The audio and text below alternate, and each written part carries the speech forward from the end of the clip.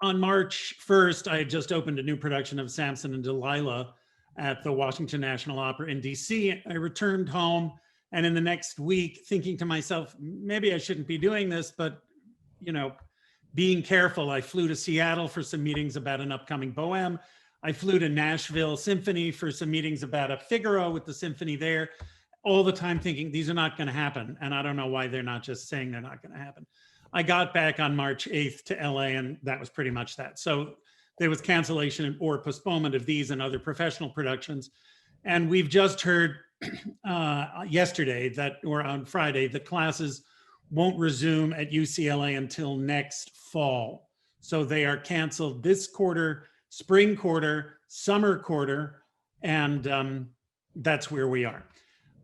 So I had been on sabbatical for the last 2 quarters last year. I had time to adjust before dealing with students, but I definitely dropped in on opera workshop to see what people were doing.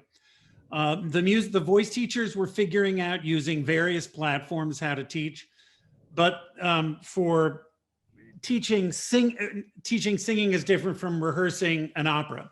And of course, we are still looking for the silver bullet, which will enable us to have one singer in a room with a piano, not in the same room, but in a virtual room with a pianist without latency. We can do that with a platform called Sonobus. But if all of a sudden we're trying to do 3 singers or 4 singers and a pianist, it basically crashes. So that's unfortunate. I pivoted and I provided a lot of academic content.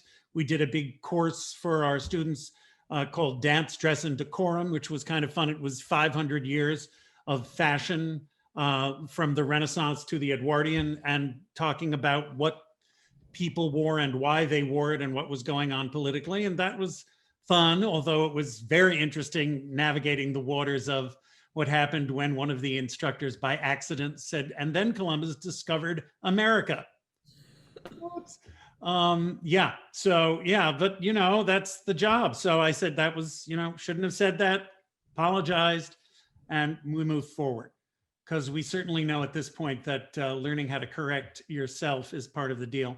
I should also say that as part of the reaction to the Black Lives Matter horrific situation, I'm one of the members of the UCLA Herb Alpert School of Music Anti-Racist Committee, which has been extremely interesting, eye-opening, worthwhile, but extremely tough, because some of the demands are decolonialize the curriculum.